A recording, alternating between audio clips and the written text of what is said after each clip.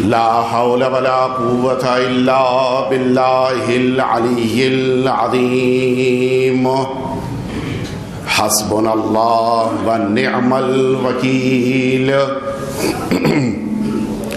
نعم المولى ونعم النصير أعوذ بالله من الشيطان الرجيم بسم الله الرحمن الرحيم الحمد لله الذي لا يبلغ مدحته القائلون ولا يحصي نعماءه العادون ولا يؤدي حقه المجتهدون ثم الصلاة والسلام والتحية والإكرام على سيد الأنبياء والمرسلين سيدنا ومولانا أبي القاسم محمد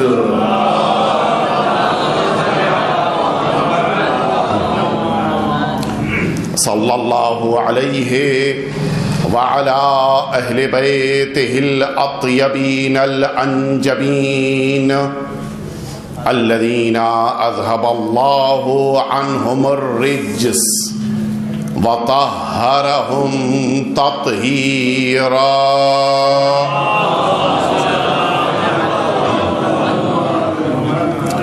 لا سيما الإمام المبين بقية الله في الأرضين واللعنة الدائمة الباقية على أعدائهم أجمعين أما بعد فقد قال الله الحكيم في كتابه المبين قل إن كنتم تحبون الله فاتبعوني صلوات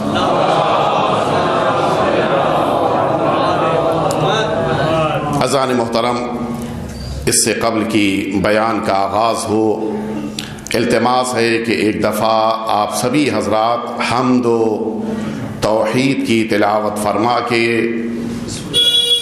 حکیم امت مولانا سید قلب صادق صاحب اعلی اللہ مقامہ کی روح پرفتوح کو ایصال فرما دے.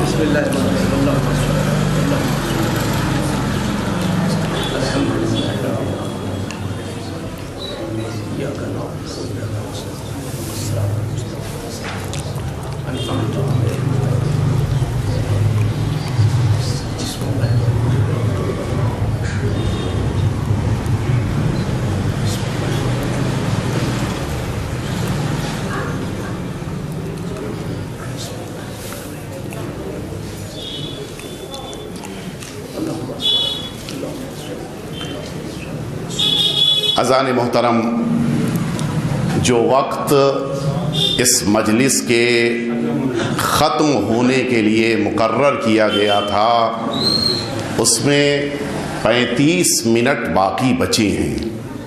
آپ کو پورا اختیار ہے. میں نے پہلے اور 1 گھنٹے کا وقت آپ کے لیے تھا، آپ کو 1 گھنٹہ پڑا. اگر مجلس کے ختم کیے جانے کا وقت نہ لکھا ہوتا تو اختیار میرے پاس ہوتا. میں کوشش کروں گا کہ اپنی بات کو جلدی جلدی آپ کی خدمت میں عرض کر کے مکمل کر لے جاؤں.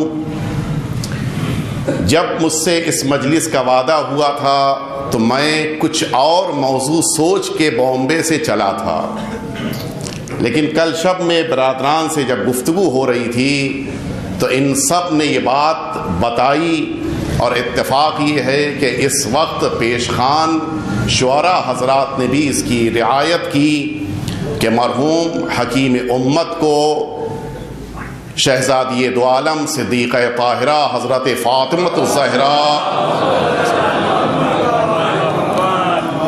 آپ کی ذات گرامی قدر سے ایک خاص عقیدت تھی، اور آپ جیسا مجھ سے بتائی گئی یہ بات کہ آپ نے یہ بات فرمائی تھی کہ میری مجلسوں میں سید عالمیان ہی کے مسائب بیان کیے جائیں.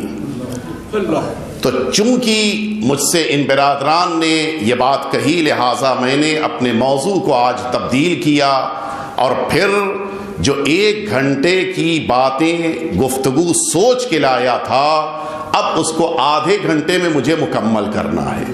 لہٰذا میں کوشش کروں گا کہ اپنی بات آپ کے سامنے کسی حد تک پیش کر لے جاؤں. بقیہ باتیں انشاءاللہ کسی موقع پر اگر مہلت فرصت ملی اور توفیق پروردگار شامل حال رہی تو ضرور آپ کے سامنے عرض کروں گا. ایک دفعہ مل جل کے صلوات بھیج دیں آپ.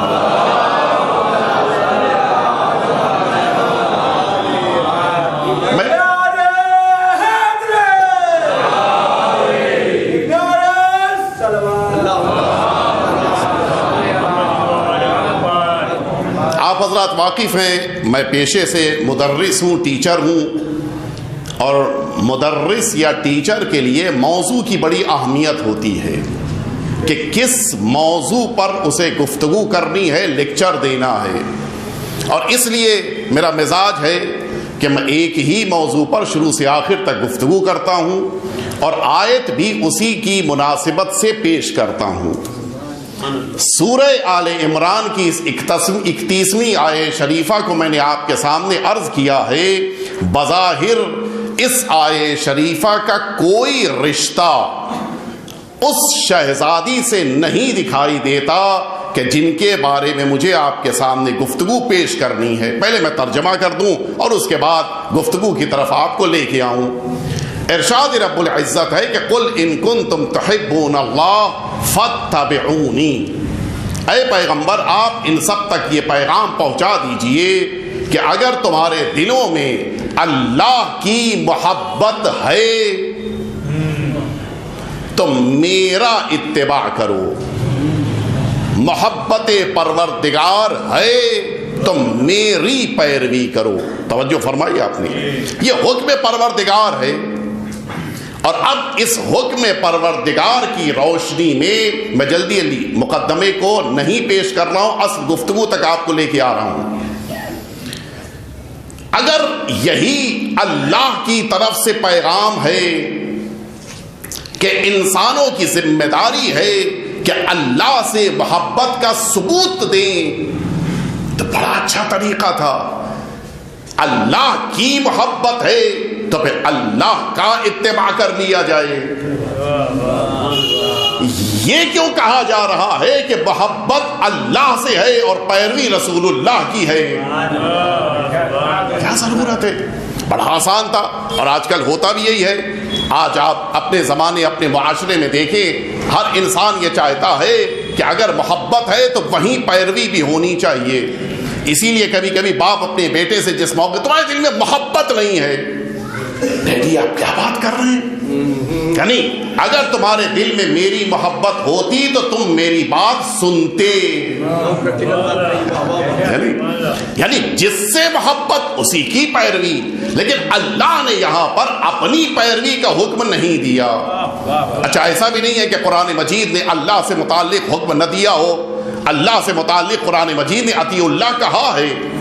اللہ کی اطاعت کرو، یہ حکم قرآن مجید میں موجود ہے. تو جب اطاعت پروردگار کا حکم ہے تو کیا اتباع پروردگار کا حکم ممکن نہیں تھا؟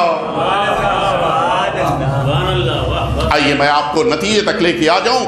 حقیقت یہ ہے کہ جو اصل مشکل ہے وہ ان دو کلمات میں ہے.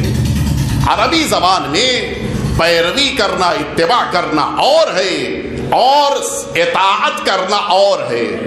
اطاعت کس کو کہتی ہیں؟ میرے سامنے اتفاق یہ کہ اس وقت کچھ میرے شاگرد بھی موجود ہیں. معمولاً ایسا کم ہوتا ہے. میں اگر کسی اپنے شاگرد سے یہ بات کہوں کہ میاں جائیے پانی لے آئیے، گئے وہ دوڑ کے گلاس بھرا پانی لے کے واپس آ گئے اور انہوں نے لا کے پیش کر دیا. اب یہ جو میرے کہنے کے بعد عمل سامنے آیا ہے اسے اطاعت کہتے ہیں. حکم کے بعد جب کوئی عمل سامنے آئے گا تو اطاعت کہلائے گا. اتباع کس کو کہتے ہیں؟ ابھی مغربین کی نماز یہاں پر مکمل ہوئی ہے. اس مغربین کی جماعت میں جو مؤمنین پیچھے کھڑے تھے، کیا امام جماعت نے تکبیرۃ الاحرام کہنے کے بعد یہ پیچھے والوں سے کہا کہ اب تم بھی تکبیر کہو؟ کیا رکوع میں پہنچنے کے بعد انہوں نے چہرے کو گھمایا کہ اب آ جاؤ؟ سجدے میں پہنچنے کے بعد انہوں نے آواز دی کہ اب تم سب بھی سجدہ کرو؟ نہیں، بلکہ ہوا یوں کہ ان کے ہاتھ تو تکبیرۃ الاحرام کے لیے اٹھے، پیچھے سب کے ہاتھ اٹھ گئے، اور کچھ تو اتباع میں اتنا زیادہ مصروف تھے کہ پیش نماز سے پہلے ہی رکوع میں چلے گئے۔ لیکن یہ اتباع ہے۔ اب آپ متوجہ ہو گئے، اتباع کہتے ہیں عمل کو دیکھ کر عمل کرنا، اطاعت کہتے ہیں حکم کے مطابق عمل کرنا۔ تو اب بات واضح ہو گئی کہ اللہ رب العزت نے اپنی اطاعت کا تو حکم دیا ہے، اتباع کا حکم نہیں دیا ہے۔ وجہ صرف ایک ہے، اتباع کے لیے نقش قدم چاہیے، نقش قدم کے لیے قدم چاہیے۔ اللہ کی ذات وہاں قدم کے امکانات نہیں ہے، لہذا اللہ نے اطاعت کا تو حکم دیا ہے، اتباع کا حکم نہیں دیا ہے۔ کہا اتباع کرنا ہے تو میرے رسول کا اتباع کرو، پیروی کرنی ہے تو میرے حبیب کی پیروی کرو، اور تمہیں ثبوت دینا ہے محبت پروردگار کا تو اس اتباع کے ذریعے سے تمہیں ثبوت دینا ہوگا۔ بس میں نتیجے تک آپ کو لے کے آ گیا، اگر واقعاً اتباع رسول کے ذریعے سے اس انسان کو محبت پروردگار کا ثبوت دینا ہے تو پھر سن 11 ہجری کے بعد اس آیے شریفہ کو قرآن مجید سے ختم کر دیا جائے، اس لیے کہ وہ ذات ہی نہیں رہی کہ جن کا اتباع محبت پروردگار کا ثبوت ہے۔ اے میرے پروردگار، ہمارے دلوں میں بھی تو تیری محبت ہے، اب اس کا ثبوت کیسے دیا جائے؟ اس لیے کہ جن کا اتباع کرنا تھا وہ ذات تو دنیا سے رخصت ہو گئی۔ شاید آواز قدرت آئے، نادان میں تجھے یہی بتانا چاہ رہا ہوں، میں نے کائنات میں ایک نہیں 14 محمد بنائے ہیں۔ صلوات بیٹے محمد والے محمد۔ اس کائنات میں ایک نہیں ہے، اور شاید میرا یہ معزز مجمع یہ سوچ رہا ہو کہ مجھے 14 کے بجائے 12 کہنا چاہیے تھا۔ ہمارے بزرگ شاعر موجود ہیں، کبھی کبھی ہوتا ہے انسان خطابت کے موقع پر کوئی لفظ منہ سے نکل گیا، یہ نکلا نہیں ہے، میں نے بالارادہ 14 کہا ہے۔ وجہ کیا ہے؟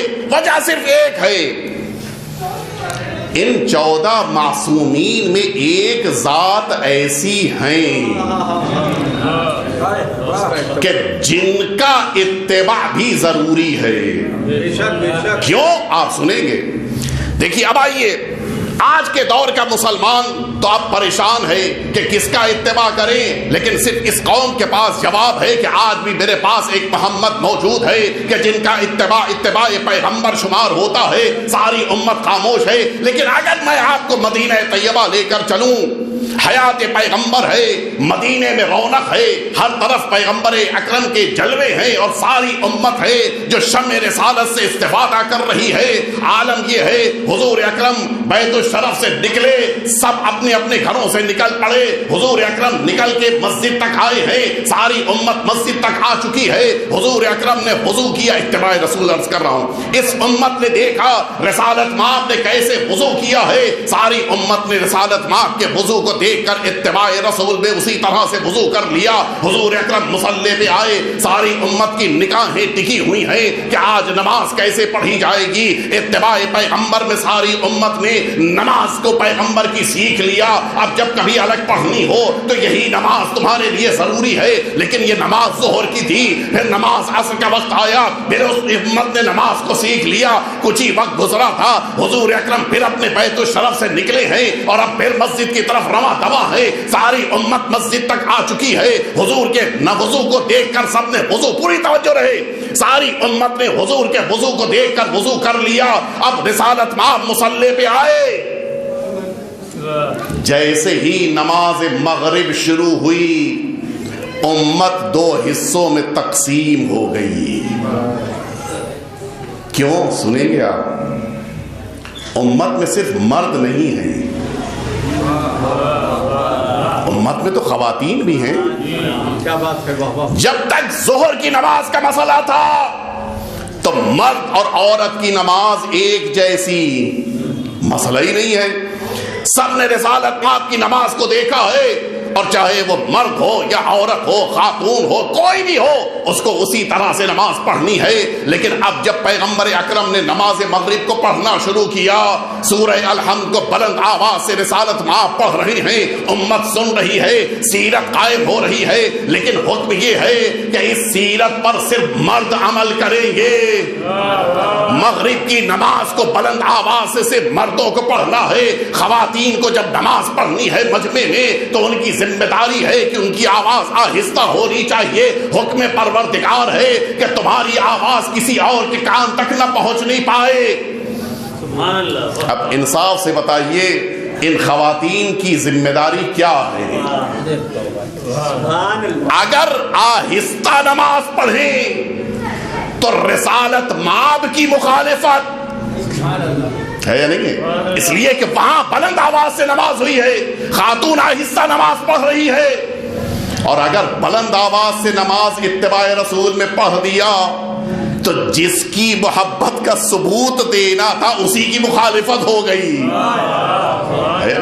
اس لیے کہ اللہ کا حکم یہ ہے کہ تمہاری نماز مجمع میں آہستہ ہونی چاہیے۔ اب یہ خاتون پریشان ہے، ساری امت کی عورتوں کے لیے مسئلہ ہے رسالت مآب کی کیسے پیروی کی جائے، اس لیے کہ رسالت مآب کی نماز کے مطابق نماز پڑھیں گے تو اللہ ناراض، اللہ کے مطابق نماز پڑھ دی جائے تو اس مسئلے میں رسول اللہ ناراض، ساری امت سرگرداں ہے، ساری امت پریشان ہے۔ اب اس امت کی ذمہ داری ہے، اس امت کی خواتین کی ذمہ داری ہے، کسی ایسی ذات کو تلاش کرو کہ جس کی نماز نماز پیغمبر ہو، جس کا قول قول پیغمبر ہو، جس کا عمل عمل پیغمبر ہو۔ ساری کائنات میں کوئی خاتون ایسی نہیں ہے سوائے اس ذات کے کہ جس کے لیے رسول اللہ فرماتے ہیں فاطمہ بضعۃ منی، صلوات بیت محمد و آل محمد۔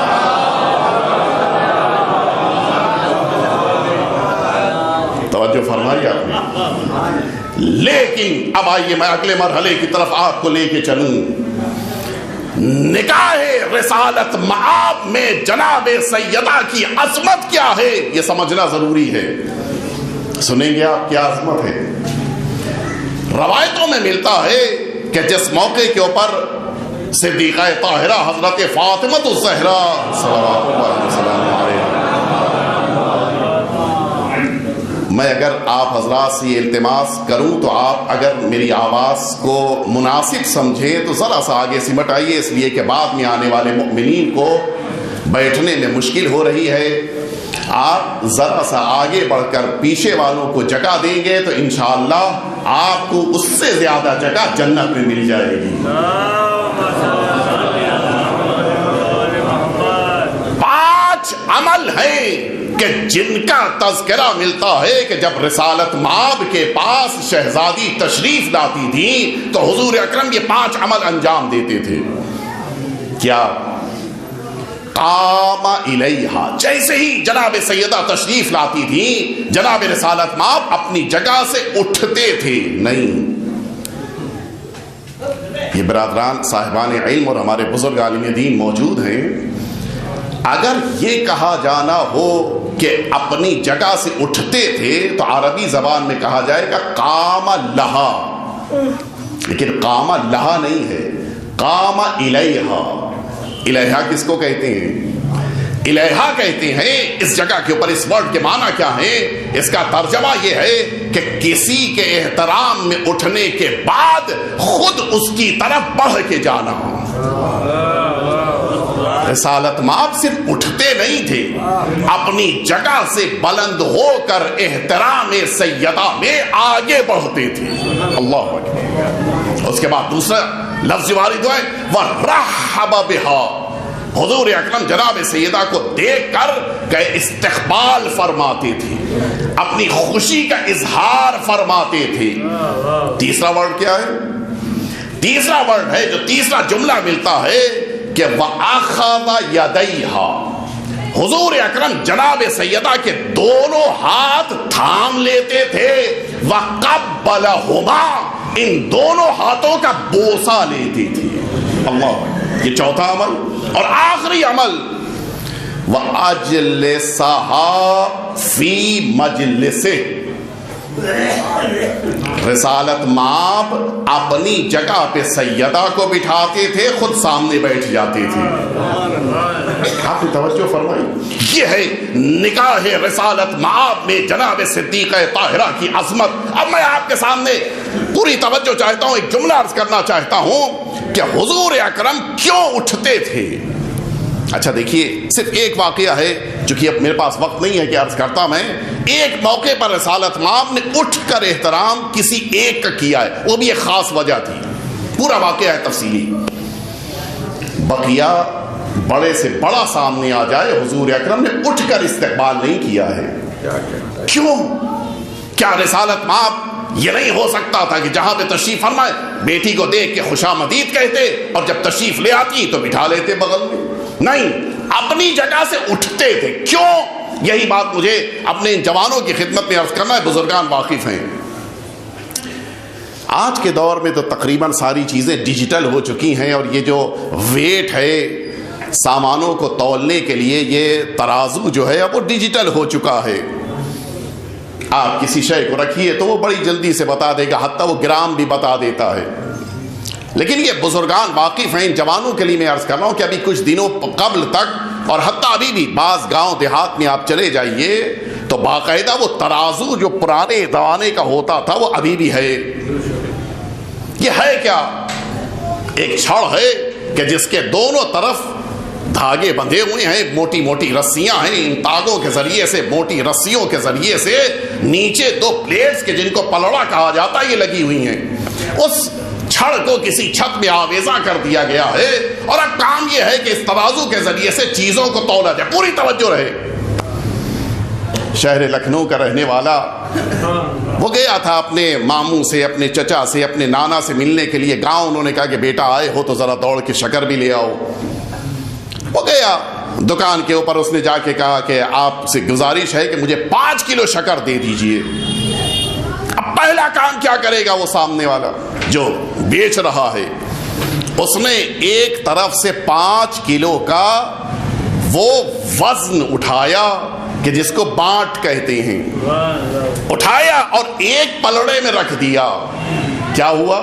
وہ پلڑا فوراً نیچے چلا گیا. اب آپ اس طرف والے پلڑے کو لا کھلائیے، کچھ ہونے والا نہیں ہے. دوسرا کام اب کیا کرے گا؟ یہاں تو خیر ممکن ہے، ہمارے شہر ممبئی میں نہیں ہو پاتا کہ وہاں ایک پلاسٹک کی تھیلی اس نے رکھ دی اس طرف. ہمارے وہاں پابندی ہے. اب اس نے اس پلاسٹک کی تھیلی میں شکر بھرنی شروع کی. 1 کلو شکر رکھی، یہ پلڑا ابھی بھی ویسے ہی ایٹھا ہوا ہے. 2 کلو شکر، ابھی بھی ان کے اوپر کوئی اثر نہیں پڑ رہا ہے. 3 کلو، 4 کلو، اب ذرا سا اس نے ہلنا شروع کیا. 4.5 کلو، ابھی بھی وہ تھوڑا سا بس ہلا ہے. لیکن جیسے ہی ادھر کی شکر 5 کلو ہوئی، ادھر کا پلڑا جلدی سے اوپر اٹھ گیا. اب ذرا بھی تاخیر نہیں ہے. میں نے کہا بھئی ابھی تک تو وہ ایٹھا ہوا تھا، یہ اچانک اب کیوں اٹھ گیا؟ کہا وجہ یہ ہے کہ اس طرف والے وزن کو ہم وزن مل گیا ہے. تو بس پتا چل گیا جب ہم وزن مل جائے تو پھر اپنی جگہ سے بلند ہونا ہوتا ہے. یہ پیغمبر سیدہ کا احترام نہیں کر رہے تھے، یہ سیدہ کا درجہ ہے، یہ ہم وزن رسالت ہے. صلوات بیت محمد و آل محمد.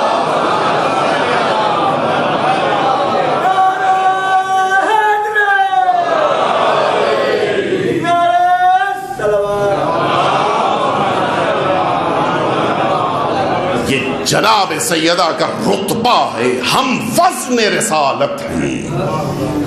یوں ہی اپنی جگہ سے نہیں اٹھ رہے ہیں، آپ کا رتبہ ہے، آپ کا درجہ ہے.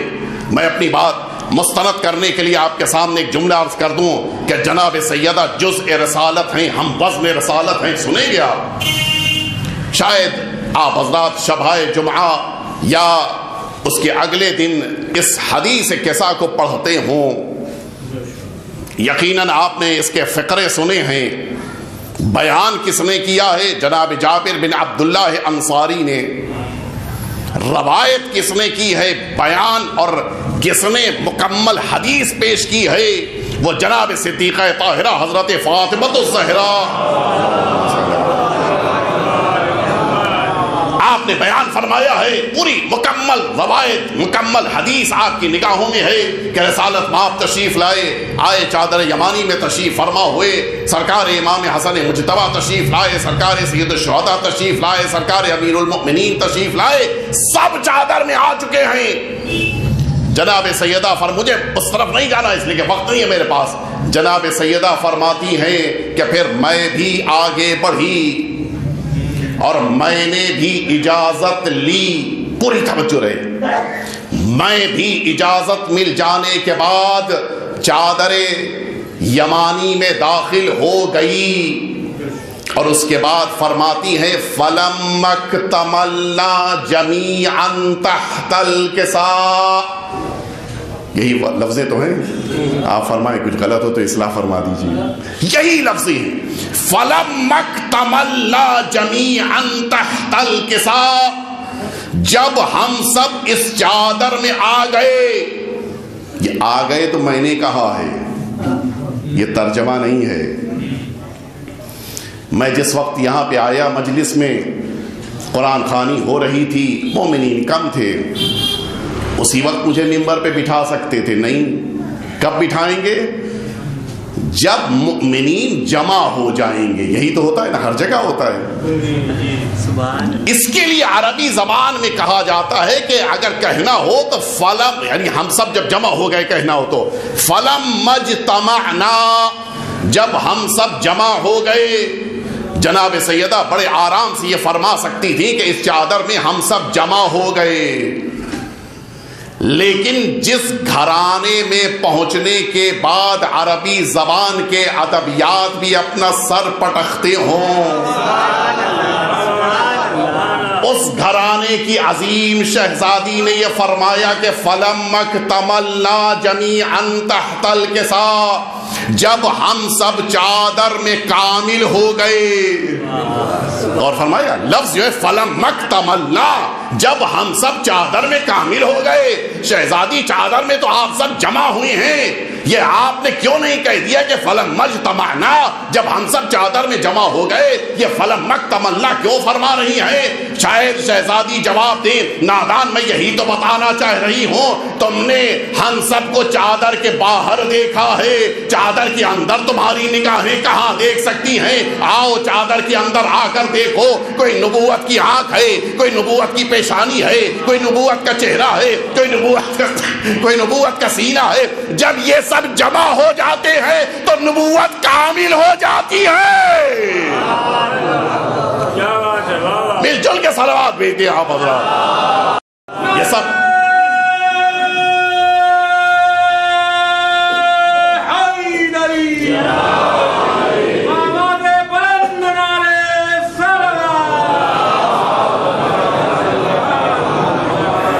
یہ سب نبوت کے بکھرے ہوئے اعضاء ہیں، جب چادر میں آ جائیں گے تو نبوت کامل ہو جائے گی۔ فَلَمَّ اكْتَمَلْنَا، جناب سیدہ نے فرمایا، اور اب اسی سے یہ بات سمجھ میں آتی ہے، کاش میرے پاس تھوڑا سا وقت ہوتا، میں 5 منٹ آپ حضرات سے لینا چاہوں گا، کوشش کروں گا جلدی جلدی اپنی بات کو مکمل کر لے جاؤں۔ ہم لوگ جس موقع کے اوپر حوض علمیہ میں داخلہ لیا اور ایڈمیشن لیا، اس موقع کے اوپر ہمیں ایک بات سمجھائی گئی تھی کہ جب بھی کوئی روایت یا حدیث قرآن کے مقابل میں آ جائے فَضْرِبُوهُ عَلَى الْجِدَارِ، دیوار پہ دے مارو۔ وہ تو جب آگے بڑھے اور علم اصول میں ذرا تھوڑا بہت شدبت شروع ہوئی تو پتا چلا کہ نہیں، الجمع مہما امکن اولا من الترک، یہ بعد میں پتا چلا کہ روایتوں کو جمع کرنا یا قرآن اور آیت کو، قرآن کی آیت کو اور حدیث کو جمع کرنا جب تک ممکن ہو دیوار پہ نہ دے مارو۔ اب میں آپ سے پوچھنا چاہتا ہوں، میں ایک آیت اور اس کے مقابل ایک حدیث، ان دونوں کو مقابل میں، مطابق نہیں، مقابل میں ان دونوں کو پیش کیے دیتا ہوں. آپ فرمائیے کہ کس کو لینا ہے کس کو نہیں لینا ہے. روایت پہلے روایت بعد میں سنیے، حدیث آیت پہلے سن لیجیے. آیت کیا ہے؟ قرآن مجید کہہ رہا ہے کہ لقد کان لکم فی رسول اللہ اسوۃ حسنہ، بے شک تم سب کے لیے پیغمبر اکرم کی سیرت بہترین سیرت ہے. پھر سے میں دوہرا دوں اس لیے کہ لفظ وہی آئندہ آنے والی ہیں روایت میں بھی. لقد کان لکم فی رسول اللہ اسوۃ حسنہ، یہ آیت ہے. اب آئیے حدیث کی دنیا میں لے چلوں. سرکار ولی عصر عجل اللہ تعالی فرجہ الشریف، نہیں یہ وہ صلوات نہیں ہے جو مطلوب صلوات کہلائے.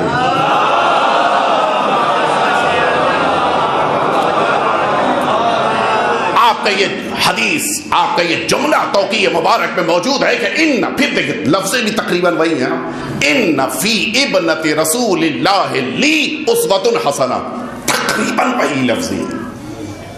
ترجمہ کیا ہے؟ بے شک میرے لیے رسالت مآب کی بیٹی کی سیرت بہترین نمونہ عمل ہے. قرآن نے کیا کہا تھا؟ سیرت پیغمبر. امام نے کیا فرمایا؟ سیرت سیدہ. فرمائیے کس کو لے کس کو چھوڑیں؟ قرآن چھوڑیں اسلام گیا، حدیث امام کو چھوڑیں ایمان گیا. آپ فرما دیے کس کو چھوڑا جائے؟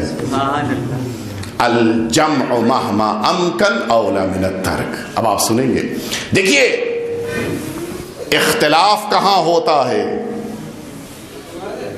اختلاف کہاں ہوتا ہے. ہمارے شہر ممبئی میں ایک مسجد میں اتفاق یہ کہ ہمارے خود استاد تھے، نماز پڑھاتے تھے، اور کچھ ہی دنوں کے بعد ان کا بیٹا جو ہم سب کا دوست بھی تھا وہ بھی فارغ ہو کے حوض علمیہ قم سے آ گیا. وہ بھی مسجد میں نماز پڑھ رہا ہے، اور جب والد ماجد نہیں آئے تو وہ نماز پڑھا رہے ہیں. باپ اور بیٹے دونوں عالم. اگر کوئی ایسا مرد مومن ہو کہ جس نے یہ بات دعوے سے کہی کہ میں دونوں کے پیچھے چلوں گا، چل پائے گا؟ ایک دن اتفاق یہ ہوا کہ فرزند ارجمند نماز پڑھا رہے ہیں، والد ماجد ہاسپٹل میں علاج کرا رہے ہیں. اب یہ کیا کرے گا انسان؟ یا ہاسپٹل یا مسجد، دونوں نہیں ہو سکتا ہے یا نہیں؟ تو جب دو افراد ہوتے ہیں تو اختلاف ہوتا ہے. ماشاء اللہ سے اللہ نے آپ کو دو آنکھیں دی ہیں، دو ہیں نہیں ہیں، ایک وقت میں دو منظر دیکھ سکتے ہیں.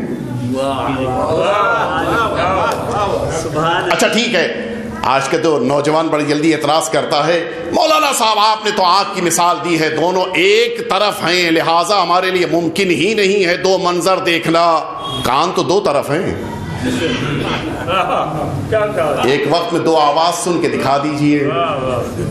ٹی وی پہ خبریں بڑی احتیاط سے کہہ رہا ہوں، ٹی وی پہ خبریں دیکھ رہے تھے، اچانک موبائل کی گھنٹی بجی، پہلا کام کیا ہوگا؟ آپ کو ریموٹ سے میوٹ کرنا ہے. اس کے بعد موبائل، کیوں بھائی کیا ضرورت ہے میوٹ کرنے کی؟ آپ ایک کان سے موبائل ریسیو کر کے گفتگو کیجئے، دوسرے کان سے خبریں سنیے. کہ نہیں، کان دو مختلف سمتوں میں ہونے کے باوجود ایک وجود کا حصہ ہے، لہذا ایک وقت میں ایک آواز سنائی دیتی ہے. بس پتا چل گیا جب دو مختلف لوگ ہوتے ہیں تو اختلاف ہوتا ہے، لیکن ایک وجود کا حصہ ہوتے ہیں تو پھر اختلاف نہیں ہوتا ہے. قول پیغمبر، اللہ کا پیغام یہ ہے کہ سیرت پیغمبر کو اپنے لیے نمونہ عمل بناؤ. امام کا خطبہ ہے کہ سیرت سیدہ کو نمونہ عمل بناؤ. دونوں کو جمع کر لیا جائے، پتہ چل جائے گا سیرت پیغمبر تب مکمل ہوگی جب سیرت فاطمہ کو شامل کر لیا جائے. صلوات بیٹے محمد والے.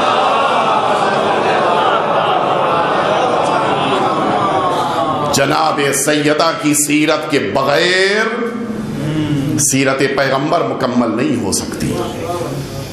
بس میرا وقت پورا ہو گیا، گفتگو طویل ہے لیکن وقت محدود ہے.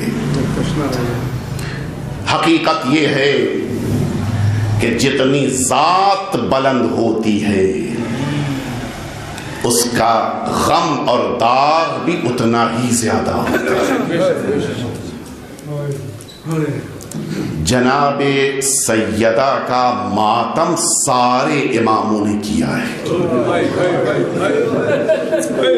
سارے، ہر امام نے ماتم کیا ہے۔ کیوں؟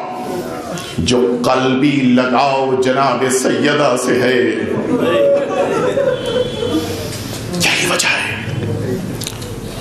ہر مجلس میں آپ جس موقع کے اوپر مصائب ہو رہے ہوں خطاب کرتے ہیں کہ سیدہ ہم آپ کی بارگاہ میں ان آنسوؤں کا نذرانہ پیش کر رہے ہیں، لیکن جب سیدہ کے لیے آنکھوں میں آنسو آ جائیں تو پہلے امام سے لے کر آخری امام تک پرسہ پیش کیجئے۔ مجھے طویل مصائب نہیں پڑھنے ہیں، لیکن اسی بحار الانوار میں اس شخص کا اقرار موجود ہے کہ جس نے جناب سیدہ پہ ظلم ڈھایا تھا، اس نے شام ایک خط لکھا تھا اور فخر کرتے ہوئے ساری تفصیل بیان کی تھی۔ میں جلدی جلدی اپنے وقت کے اندر ان باتوں کو آپ کے سامنے پیش کرنا چاہتا ہوں۔ آنکھوں میں آپ کی آنسو ہیں، آپ گریہ کر رہے ہیں، لیکن ایک توجہ رہے، جناب سیدہ کے مصائب کے لیے جب آنکھوں میں آنسو آ جائیں تو منتقم خون زہرا کے لیے ضرور دعا کیجئے گا، اس وارث زہرا کے ظہور کی دعا ضرور کیجئے گا، اس لیے کہ انہی کے ذریعے سے جناب سیدہ کا انتقام لیے جانے کی گنجائش موجود ہے۔ ہاں زادارو سنیں گے، بحار الانوار میں روایت موجود ہے، کہتا ہے کہ میں اس موقع کے اوپر علی کے گھر کے دروازے پہ آیا کہ جب گھر کا دروازہ کھلا ہوا تھا میں نے دروازے پہ کھڑے ہو کے آواز دینی شروع کی کہ علی کو گھر سے باہر نکالو، اس لیے کہ علی سے بیعت لینی ہے۔ سنو گے عزادارو، کہتا ہے علی تو نہ آئے لیکن دروازے پہ پیغمبر کی بیٹی آ گئی۔ اب جو پیغمبر کی بیٹی دروازے پہ آئی میں نے کہا کہ علی کو گھر سے نکالو، کہا یہ نہیں ہوگا، علی گھر سے نہیں نکلیں گے، کہتا ہے کہ میں اس گھر میں آگ لگا دوں گا۔ سیدہ نے کہا اس گھر میں تو رسول کے بچے موجود ہیں، رسول کے بیٹے موجود ہیں، کیا ان کی موجودگی میں گھر میں آگ لگا دو گے؟ کہتا ہے انکانا، اگرچہ وہ لوگ ہوں پھر بھی ہم اس گھر میں آگ لگا دیں گے۔ سنو عزادارو سنو، کہتا ہے کہ وہی لمحہ تھا کہ جس لمحے میں سیدہ کے ہاتھ عبا میں لپٹے ہوئے دروازے تک آئے، سیدہ نے دروازہ بند کرنا چاہا، کہتا ہے میں نے تازیانہ نکالا،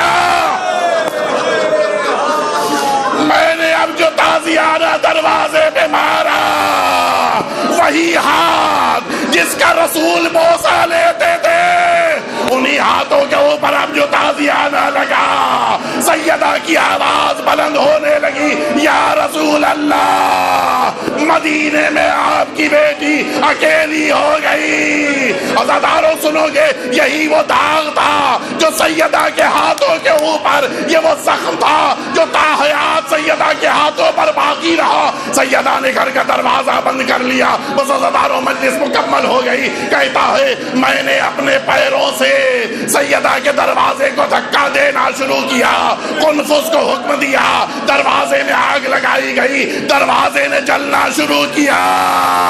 سنو عزادارو، کہتا ہے میں نے پیروں سے اب جو دروازے کے اوپر مارا، دروازہ گرا، سیدہ دروازے کے نیچے۔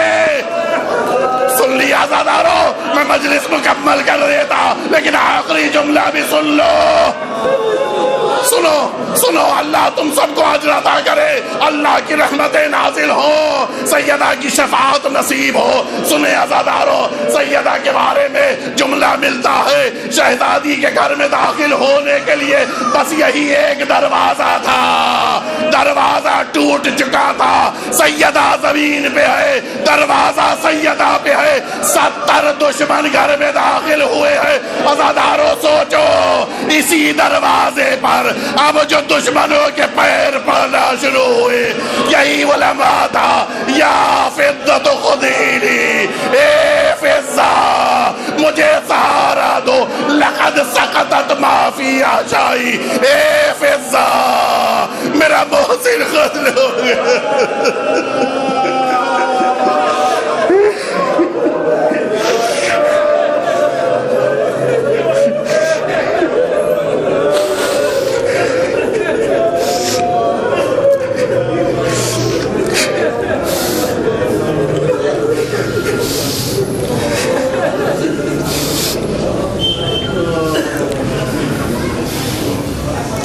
لعنت اللہ علی القوم الظالمین وسيعلم الذين ظلموا أي منقلب ينقلبون۔ الہی بحق الزہرا وأبیہا وبعلہا وبنیہا والسر المستودع فیہا ان تصلی علی محمد وآل محمد۔